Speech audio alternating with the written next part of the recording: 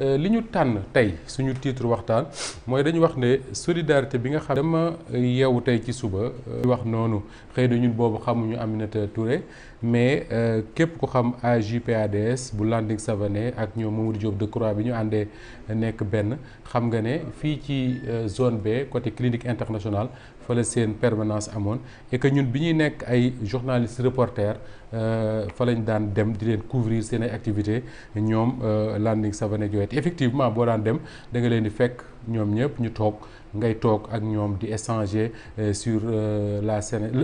l'actualité politique au Sénégal sur le monde ak ni muy doxee et loolu daf la daan yee ci lu bëree bëri mais li tax may fàtt loolu moo daf ko bind wax ci ne jot na ñu taxawu Pape Alé Niang pour mu génn fi mu nekk Oumar man bi ma jotee texte Aminata Touré boobu parce que dama ko envoyé par WhatsApp dama ko yónnee message ne ko merci madame après mu tegal ma ci wax joo xam ne daf ma interpellé et je pense que ça doit interpeller tous les journalistes sénégalais et man dafay traduire quelque part benn sentiment d'impuissance boo xam ne yow moom ngay am par rapport à tout ce qui se passe dans ton pays te yow kese nga xam ne da ngay wax ba sonn wala nga def li nga ba sonn mais doo ko mën changer muy lan mooy dafa wax ne Pape Alé su ngeen ko taxawul mën naa ñàkk bakkanam en détention et loolu ñëpp xam nañ ne fan yi ñu génn ñun ñëpp autant que nous sommes en tout cas ñi ay jege ñaale Pape Alé di ay xarit doole ak xel mu mën a continuer di ko def parce que loolu man dama jàpp ne lu am njëriñ la ci Sénégal parce que intérêt wu Sénégal man li ma gëm mooy il faut que cette diversité dans les analyses ci moment wu jël ay décisions ñu jël les décisions les meilleures dama koy fàttali fii lu bari damay wax ne dafa am benn bindkat tubaab bu ma mës a lire mu wax loo xam ne man dama jàpp ne lu am solo la pour man daf ne journalistes yi mettez la lumière le peuple choisit son chemin mooy ñun li ñu war mooy nous sommes en face d'une actualité ay faits yu bëree bëri yoo xam ne day dérouler devant nous mënuñu yem rek ci li waykat ba waxoon mooy nekk ay lantinoor maanaam di jël rek di sotti il faut de temps en temps comme yu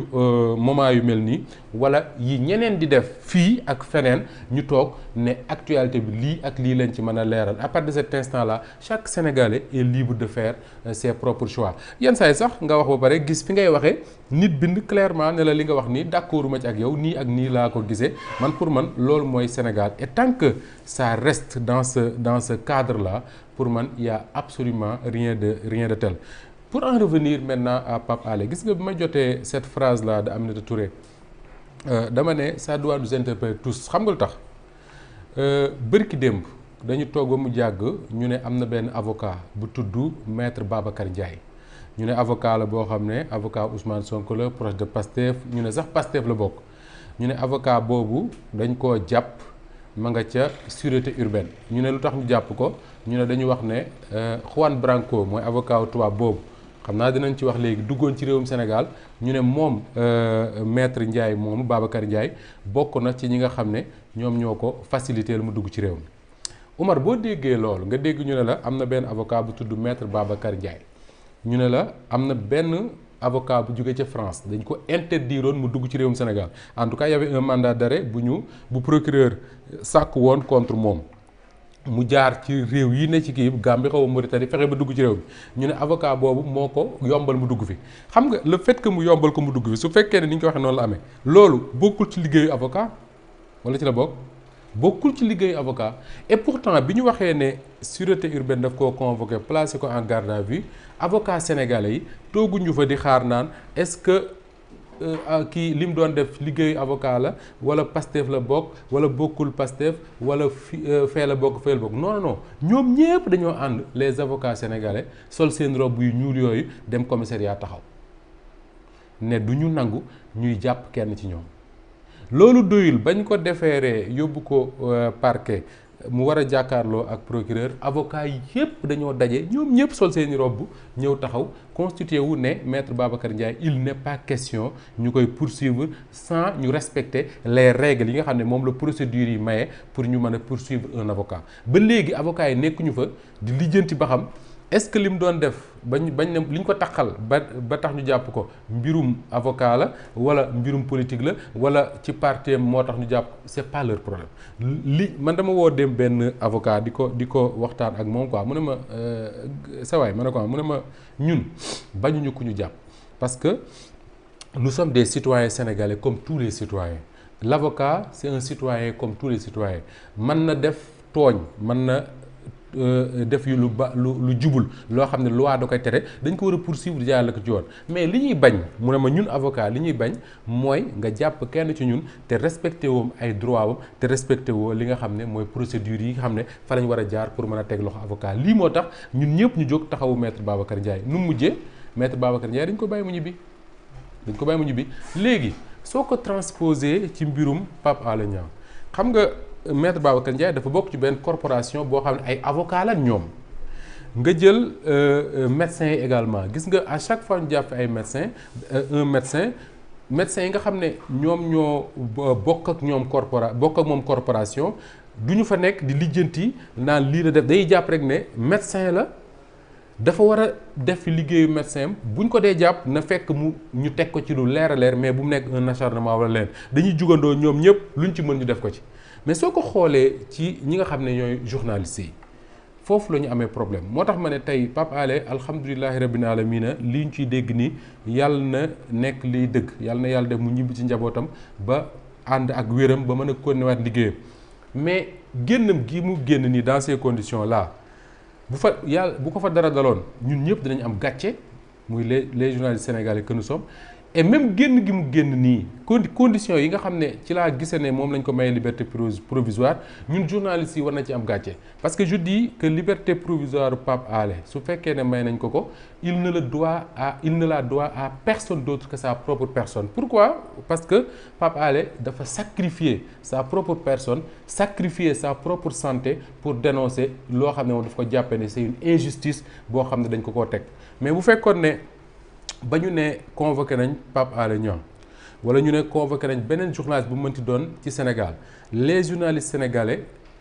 pour man ils doivent se poser une seule question est-ce que Oumar bi nga xam ne journaliste la li tax ñu convoqué ko est-ce que dafa nekkoon ci cadre métier journaliste quand je dis métier journaliste mooy informer commenter des faits critiquer des faits te li may wax ni fàttali naa ko mardi dernier boo demee la charte de Munich loolu lañ ci bind su fekkee ne ci cadre boobu la nekk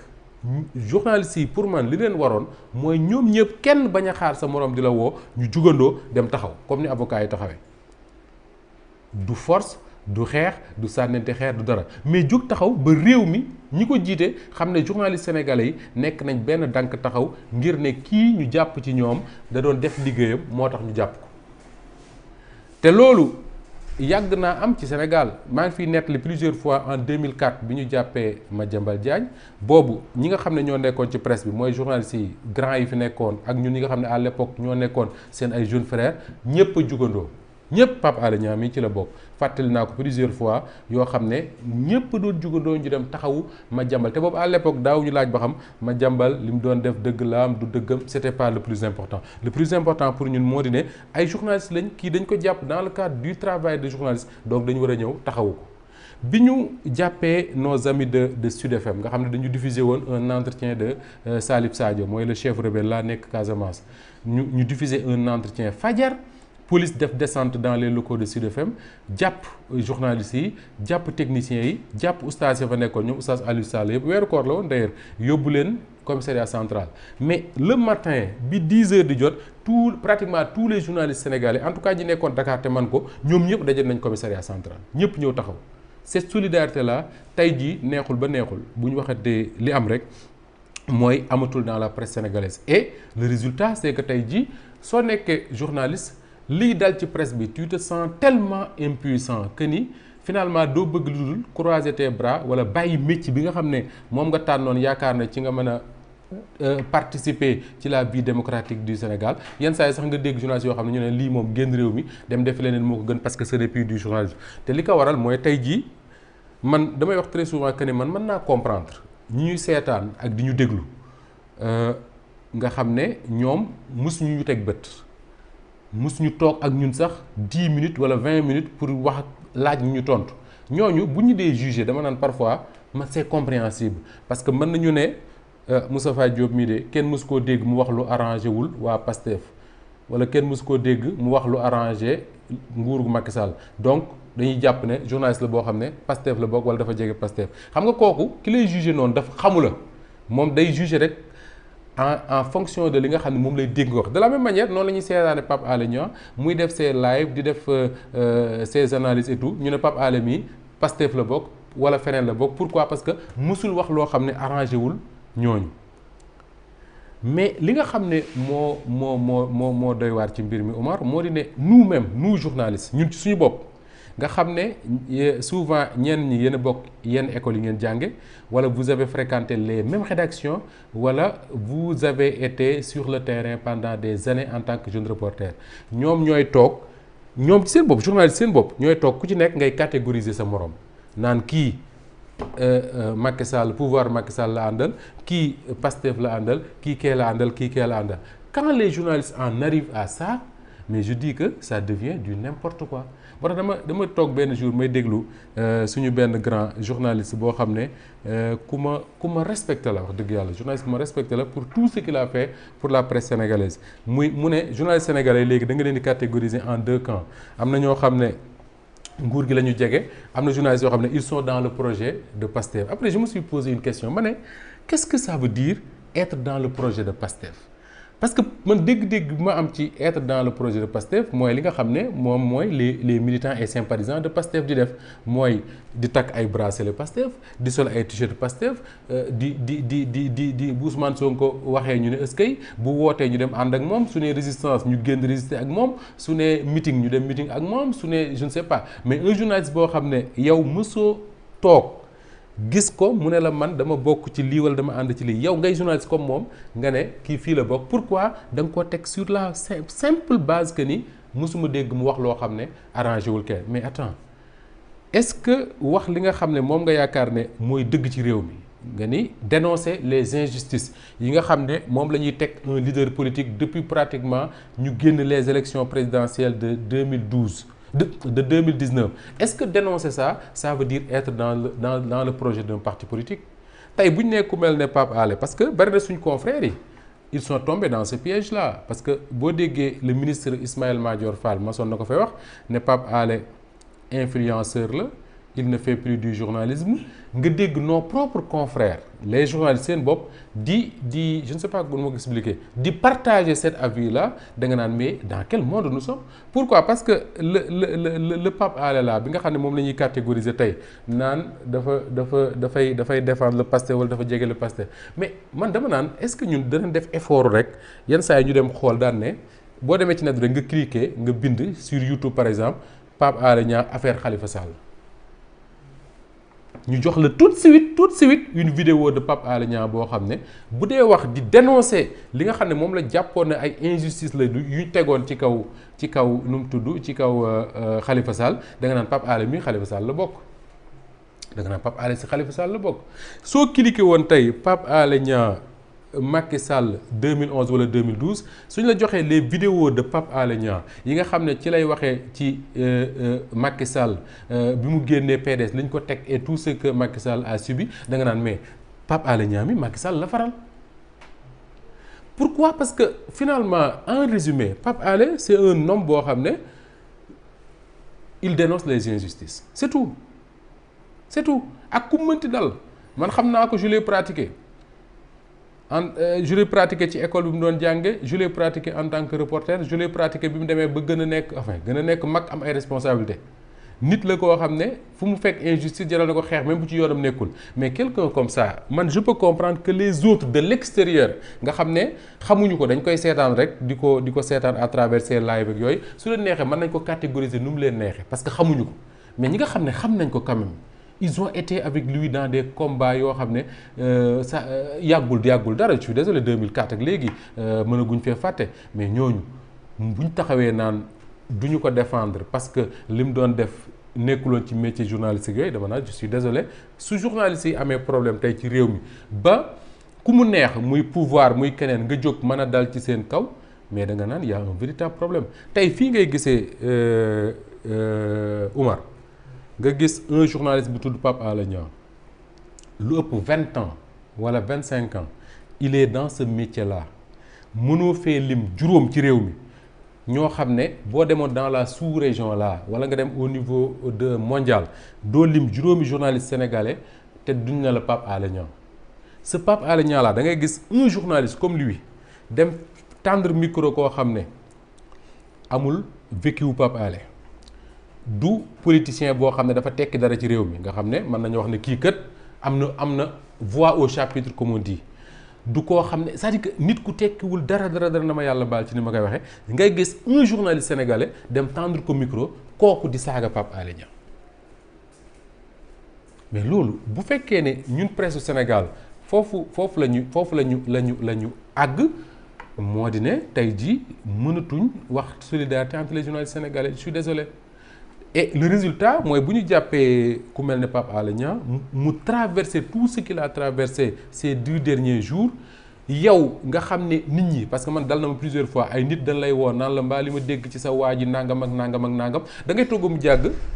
da ngay sa xol day jeex tàkk pourquoi parce que tu es animé par un sentiment d'impuissance et tu te dis quelque part tey su fekkoon ne les journalistes sénégalais amoon nañ taxawaay bi nga xam ne moom la avocat yi am kenn mësu fi wax ne bu ñu jàpp benn journaliste kenn mësu fi wax ne bu ñu poursuivre benn journaliste parce que les journalistes sénégalais quand même ay doomu aadama lañ comme doomu aadama yépp ils commettent des fautes ils commettent je ne sais pas yeneen ak yeneen suñ ko defee bu sanction waree dal seen kaw day dal seen kaw mais jàpp un journaliste simplement parce que il est critique wala il fait des commentaires qui n'arrangent pas le pouvoir politique loolu mooy li jara dénoncer et dans tous les pays du monde journaliste bu ñu jàpp ci loolu da ngay gis les journalistes dénoncer et d'ailleurs la preuve fii ci Sénégal am na fi ay journalistes yoo xam ne jàpp nañ leen dans des cadres de je ne sais pas comment ay affaires privées wala de droit commun doo gis la presse jóg naan non dañ koy xeexal parce que dañu jàpp ne kooku am Umar la mu jotee ak Moustapha Diop sàcc xaalisam wala mu yàq alalam wala mu dóor ko gaañ ko mu porté ko plainte yoon def liggéeyam mais journaliste boo xam ne tout ce qu'on lui reproche mooy toog jàkkaarloo ak caméra di wax ne man nii laa gisee réewu Sénégal ni muy doxee saagawul kenn xasul kenn ñàkkul respect institution yi nga xam ne moo ne ci réew mi bu ñu ko jàppee man je me dis que tous les journalistes dañoo war a jóg taxaw ne lii du fi amee jusqu'à ce que le pouvoir deltu ginnaaw parce que wax naa ko keroog nee naa man li ma jaaxal mooy cette fois-ci biñ ne ma jàpp nañ Pape Alé Niang li ma njëkk a def mooy dem xool les live yu Pape Alé ma ne xëy na dafa am loo xam ne daf ma rëcc seetaanu ma ko mais quand je regarde waxu Pape Alé yi mu mujjee wax yëpp da ngay dégg nit koo xam ne day insister tout le temps si jàmm ji nga xam ne moo war a am Sénégal di insister tout le temps si booloo gi nga xam ne moo war a am Sénégal pour xeex les injustices et non pour di diviser réew mi wala ñuy génn di rayante moo tax encore une fois on se sent vraiment soulagé d'entendre que ne accordé nañ ko liberté provisoire mais man li ma jàpp mooy le combat bi nga xam ne la presse sénégalaise waroon na ko mëne ba ñu tegee Pape Alé Niang loxo ba tey jii man gëw ma ne mëne nañ ko et d'ailleurs soo xoolee